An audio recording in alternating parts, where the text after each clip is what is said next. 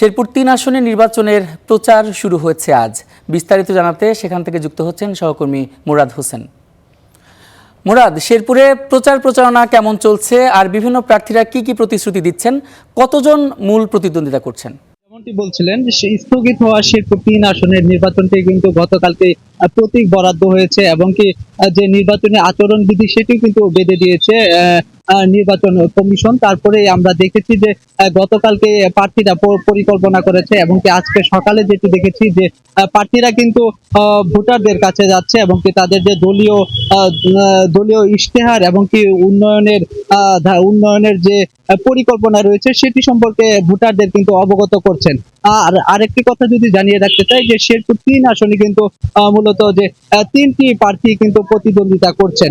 BNP মনোনীত প্রার্থী মাহমুদুল হক রুবেল এবং জামাত মনোনীত প্রার্থী মাসুদুর রহমান মাসুদ এবং কি সমাজতান্ত্রিক দলের মনোনীত প্রার্থী যিনি মিজানুর রহমান তিনি কিন্তু প্রতিদ্বন্দ্বিতা করছেন।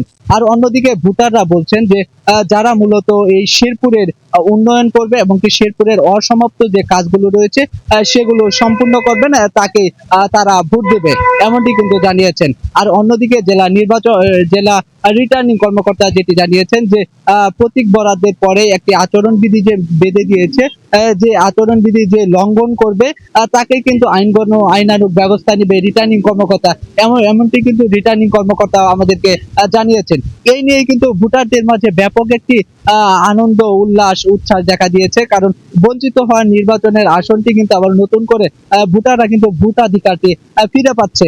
আর যদি বলি যে প্রার্থীরা কিন্তু ব্যাপক পরিমাণে তাদের প্রচারণার জন্য চেষ্টা করে যাচ্ছেন এবং কি বিকেল এবং কি দুপুরে আজকেই কিন্তু তারা গণসংযোগ পথসভা এবং কি উঠান বৈঠক করবে, এমনটি কিন্তু প্রার্থীরাও আমাদেরকে জানিয়েছেন।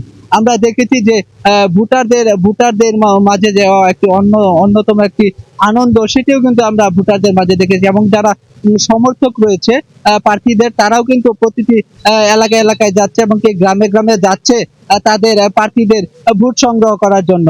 ইমন, এই ছিল শেরপুরে ৩ আসনের নির্বাচনের সর্বশেষ। মুরাদ হোসেন, আপনাকে অসংখ্য ধন্যবাদ।